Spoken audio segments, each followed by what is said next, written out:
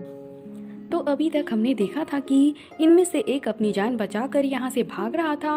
तभी अचानक से उसके सामने जावा आ जाता है, जिसे देखकर वो कहता है कि तुम मुझे बचाने में हेल्प करो। लेकिन हम देखते हैं कि जावा अपनी पावर का यूज करके इसे पकड़ लेता है, जिसे देखकर वो कल्टीवेटर हैरान होते हुए कहता है कि तुम ये क्या करने लगे हो। तब इस पर जावा कहता है कि तुमने ब्रदर लीन को परेशान किया है और इसीलिए ऐसा कैसे हो सकता है कि मैं तुम्हें यहाँ से जाने दूँ। अब आगे जिसके बाद हम देखते हैं कि वो अपनी पावर का यूज करके इसे मार देता है। लेकिन इसके बाद लीन फिर से पुराने वाले रूप में आ गया था, जहाँ जावा लीन से कहता है कि तुम्हें इन तीनों के बारे में चिंता करने की जरूरत नहीं है, क्योंकि मैं इसके बारे में देख लूंगा। लेकिन हम देखते हैं कि लीन बिना कुछ कहे यहाँ से जाने लगता है। तब इसे देखकर जावा समझ गया था कि इसके साथ में दुश्मनी करना बिल्कुल भी सही नहीं है और इसीलिए इसके साथ में दोस्ती करने में ही भलाई है। तभी कुछ टाइम के बाद हम देखते हैं कि वो ठरकी बुढ़ा भी लीन के पास में आ जाता है, जहां वो कहता है कि मैंने रात के समय में कुछ लोगों को फाइट करते हुए देखा है और इसीलिए इसकी वजह से मैं जाग गया। तब हम देखते हैं कि लीन इसे पीने के लिए वाइन देता है, जिस बात से वो बुढ़ा काफी खुश हो गया था और कहता है कि तुम तो सच में बहुत ही बुद्धिमान हो। लेकिन तभी हम देखते हैं कि वो फोर फैक्शन अलायंस के बारे में भी बात करने लगता है और कहता है कि ये कुछ टाइम से केविस में हैं, इसीलिए तुम टाइम लेकर बहुत ही आसानी से गॉड बन सकते हो।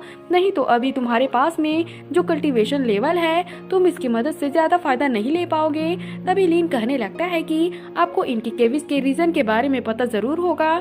तब इस पर वो बुढ़ा थोड़ा सा गुस्सा होते हुए कहता है कि क्या तुम नहीं जानते कि यह सब स्नो कल्टीवेटर की वजह से हो रहा है, क्योंकि स्नोलैंड कंट्री नहीं आना चाहती।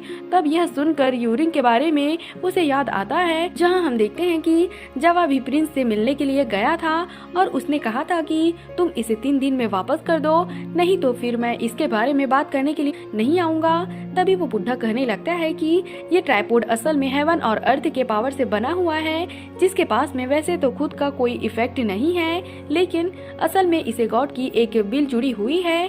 इसलिए जो कोई एंशिएंट इमोर्टल वर्ल्ड में विंड, रेन, थंडर और लाइटनिंग चारों इमोर्टल गेट में एंटर कर जाएगा, तब इस तरह से वो सीधे एंशिएंट इमोर्टल वर्ल्ड में जा सकता है। यह सुनकर लीन समझ जाता है कि इस वजह से हर कोई इसे पाना चाहता है। लेकिन तभी वो बुढ़ा बताता है कि एंशिएंट इमोर्टल असल में एंशिएंट टाइम के एक वॉर में मर चुका है और इसीलिए एंशिएंट इमोर्टल वो फिलहाल पूरी तरह से खाली है। तब यह सुनते ही लीन कहता है कि क्या सभी मारे गए। तब इस पर वो ठरकी बुढ़ा कहता है कि हाँ, सभी मारे गए हैं। नहीं तो तुम्हें ऐसा क्यों लगता है कि इतना हाई क्वालिटी वाले कल्टीवेटर भी यहाँ पर फंसे हुए हैं। लेकिन इस पर लीन कुछ भी नहीं बोलता, जिस पर वो बुढ़ा कहता है कि क्योंकि वहाँ पर सभी मारे जा चुके हैं और इसीलिए इमोर्टल वर्ल्ड भी पूरी तरह से डिस्ट्रॉय हो गया है। फिर वो कहता है कि तभी कल्टीवेशन अलायंस प्रकट हुआ है और वे एक स्टार फीट की तरह से डेवलप हुए हैं। तब इस पर लीन पूछता है कि अगर इमोर्टल वर्ल्ड डिस्ट्रॉय हो गया है तो फिर हर कोई यूडिंग के लिए फाइट क्यों कर रहा है, ताकि वो इस तरह से इमोर्टल वर्ल्ड में जा सके। जिसके बाद वो बुढ़ा बताता है कि 4 इमोर्टल गेट असल में इमोर्टल वर्ल्ड के 4 हिस्सों से जुड़े हुए हैं, इसलिए इमोर्टल वर्ल्ड अगर डिस्ट्रॉय भी हो गया तो क्या हुआ, लेकिन इसके बाद भी यह बहुत ही अच्छी चीज है। फिर वो बताता है कि सबसे जरूरी बात यह है कि यहाँ पर एक स्पिरिट है, इसलिए अगर कोई स्ट्रेन पील नहीं हुआ तब केवल इमोर्टल की ही चेंजिंग की में ट्रांसफर होने के लिए रास्ता है। तब यह सुनकर लीन को इसके बारे में सारी बातें समझ में आ गई थी, इसलिए वह उस बुढ़े को इसके लिए थैंक यू कहता है और कहता है कि मैं इसके लिए आपकी तारीफ करता हूँ। तब इस पर वो बुढ़ा कहता है कि मैं तो तुमसे वुड कार्विंग लेने के लिए आया था, ताकि मैं इसे सियाओ को दे सकूं और वह हमेशा मुझे मिस करती रहे। तब हम देखते हैं कि लिन ने इसका एक वुड कार्विंग बनाया हुआ था और इसलिए वो इसे दे देता है। तब इसे देखते ही वो इस बात से काफी खुश हो जाता है और कहता है कि वैसे तो ये मेरा इतना हैंडसम नहीं है, लेकिन फिर भी इसमें कोई ज्यादा डिफरेंस नहीं है। फिर वो कहता है कि तुमने इसे बहुत ही अच्छे से बनाया है, इसीलिए अगर तुमने बाकी कैनिनियन में वुड कार्विंग को भी बना दिया तो फिर वह तो हेड वाला मैजिक वेपर मैं तुम्हें दे दूंगा। लेकिन अगर तुमने ऐसा नहीं किया तो फिर गॉड बनने के बारे में भूल जाना। इसके बाद वो कहता है कि आखिरकार तुम कहाँ जाओगे। तब इस पर लीन कहता है कि मैंने जो प्रॉमिस किया था मैं उसे कभी नहीं भूलूंगा।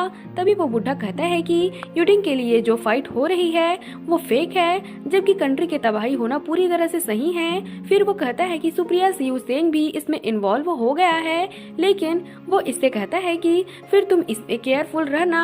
इसके बाद वो हम देखते हैं कि लिन अपने रूम से बाहर आता है, जहाँ के नज़ारे को देखकर वो कहता है कि हजारों लाइट एक ही बार में मुरझा गए। फिर वो कहता है कि मेरी लाइफ और डेथ एक शैडो के जैसी है, जहाँ पर मैंने अपने लाइफ में सबसे पहले सुन राजू को मारा था, जिसने कि मुझे अपने डिसेबल के रूप में एक्सेप्ट किया था, लेकिन उसी ने मुझे पॉइजन देकर फंसाने की कोशिश की। अब इसी तरह से हम देखते हैं कि वो एक एक करके सारी चीजों के बारे में याद करने लगता है, जहाँ पर इसके लाइफ में क्रेजी लव वाला सीन भी हुआ था और इसके अलावा इसने 400 साल का बदला भी ले लिया था। अब इसी तरह से हम देखते हैं कि वो एक एक करके सारे इंसिडेंट के बारे में याद करने लगता है और कहता है कि किसी को भी हेट करने की जरूरत नहीं है, क्योंकि असल में किलिंग से ही मेरी लाइफ बनी हुई है।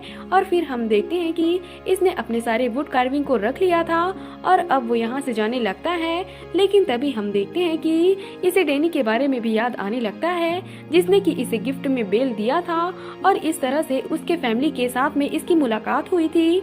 लेकिन अब हम देखते हैं कि लिन भी यहाँ से जाने के लिए रेडी हो गया था और इसका लुक पूरी तरह से चेंज हो गया होता है, लेकिन इसका यह लुक यहाँ पर सच में काफी ज्यादा शानदार होता है।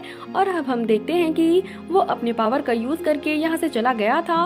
वहीं उधर डैनी का साथी उससे कहता है कि तुम्हें नींद क्यों नहीं आ रही, जिस पर डैनी कहता है कि मुझे अपने वाइफ के बारे में चिंता हो रही है और इसके अलावा मुझे अंकल लिन के बारे में भी चिंता हो रही है। वहीं हम देखते हैं कि डैनी का यह साथी बहुत ही बुरे तरीके से कांप रहा था और फिर वो कहता है कि हमें अपने पड़ोस की कंट्री में चले जाना चाहिए, क्योंकि मैंने सुना है कि वहाँ पर स्नोफॉल नहीं हो रही है।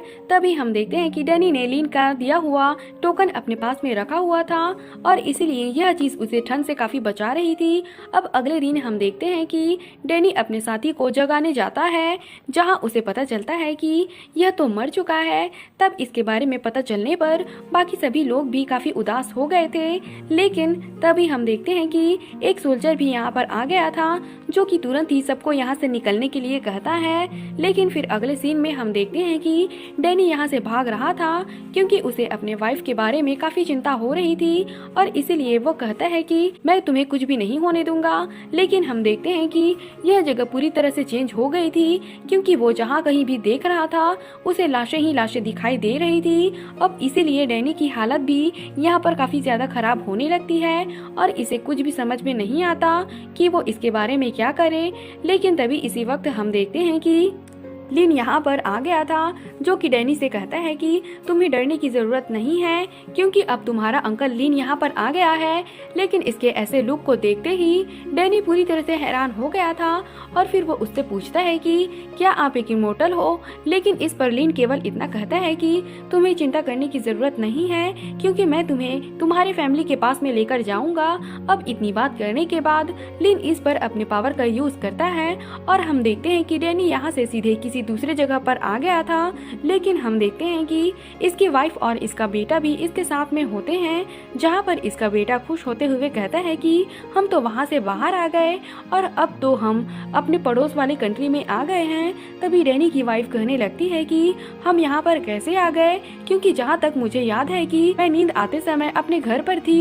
लेकिन तभी हम देखते हैं कि डैनी को यहाँ पर बहुत सारा गोल्ड भी दिखाई देता है, इसीलिए वो समझ गया था कि यह तो सच में अंकल लीन है। और फिर वे तीनों इसके लिए थैंक यू कहने के लिए अपना माथा टेकने लगते हैं। लेकिन अभी भी हम देखते हैं कि डैनी को लिन के बारे में चिंता थी और इसीलिए वो कहता है कि आप अपना ख्याल रखना। वहीं लिन कहता है कि मेरा ट्रांसफॉर्मेशन अब खत्म हो गया है, इसलिए मुझे इनकॉर्नेट होने से पहले 10 सालों के लिए सेक्लूजन में रहना होगा। लेकिन फिर वो कहता है कि मुझे इमोर्टल वर्ल्ड में जाने की अपॉर्चुनिटी भी बहुत रेयर है, इसलिए हम देखते हैं कि इसने भी यूडिंग को हासिल करने का डिसाइड कर लिया था और अब इसीलिए वो भी फाइट में जाने के लिए रेडी हो जाता है। जो सीन दिखाते हुए यह एपिसोड यहीं पर खत्म हो जाता है। तो अगर आप अगला एपिसोड भी देखना चाहते हो तो हमारे चैनल को सब्सक्राइब और लाइक जरूर करना। Thanks for watching.